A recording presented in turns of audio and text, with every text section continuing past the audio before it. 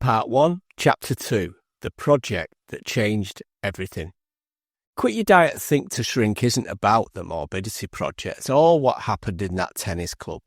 But without that experience, I might never have understood why the world treats weight loss so differently from every other challenge we face.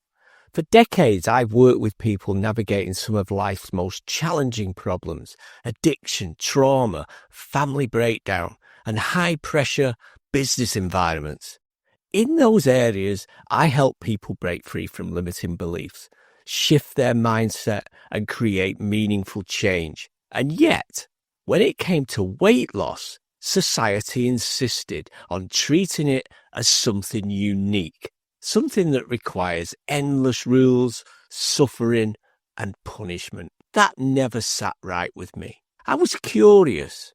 I wanted to know why weight loss was treated as an outlier, why people were told their success depended on willpower alone, and why, despite the billions poured into diets, fitness programs, and medical interventions, so many people are still struggling. No one asked what thinner people do and what we could do to shift our personal mindset to mirror those without weight problems.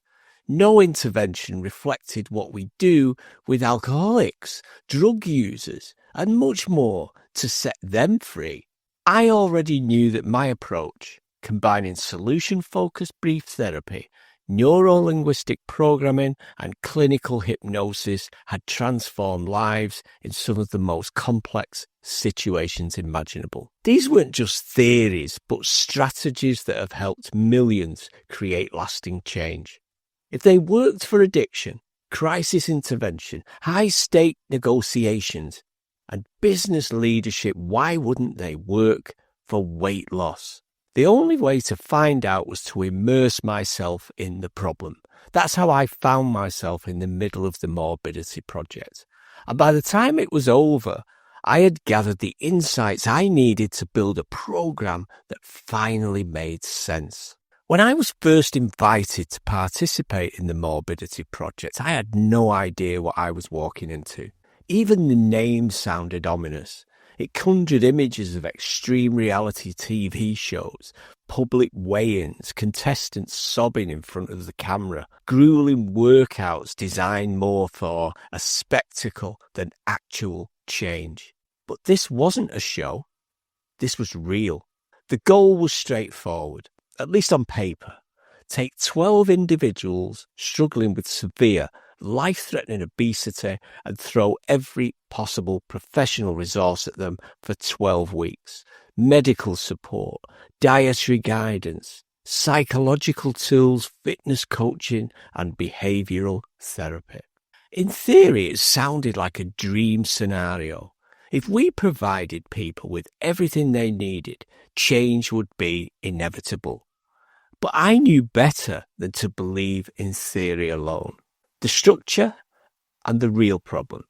We met once a week at a local tennis club, our unlikely headquarters for the program.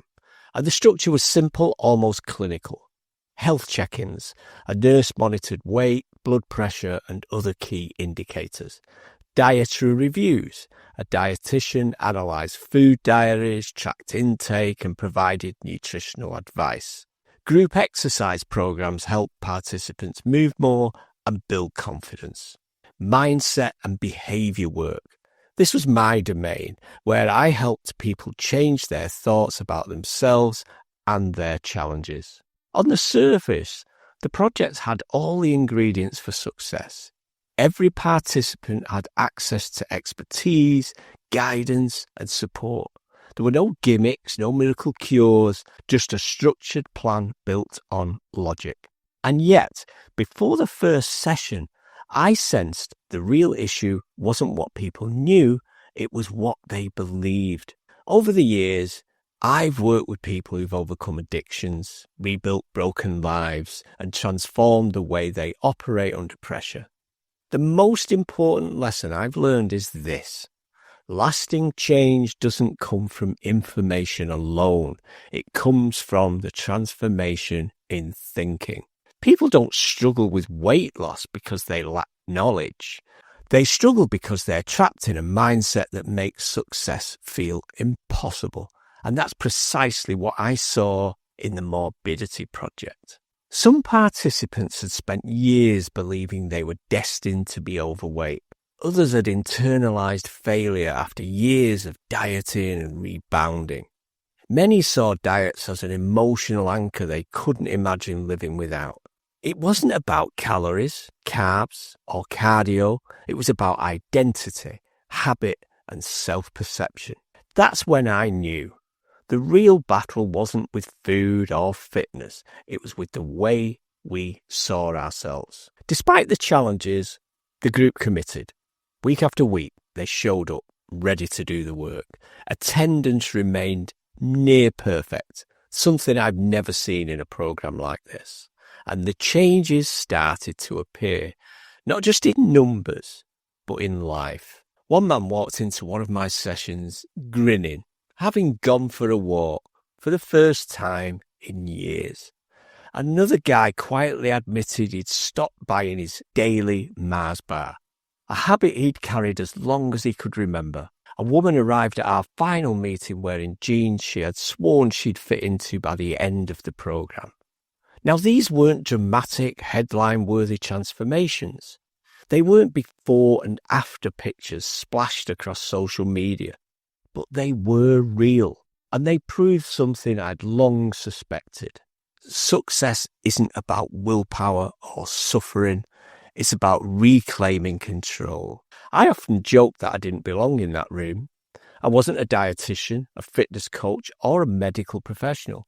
My background wasn't in weight loss at all. But I did have 4 decades of experience helping people change across therapy, business, addiction, and high-pressure decision-making. I had spent my career proving that real change doesn't come from force, but from understanding, strategy, and mindset shifts. While the doctors and dietitians focused on food and movement, I focused on people's thoughts.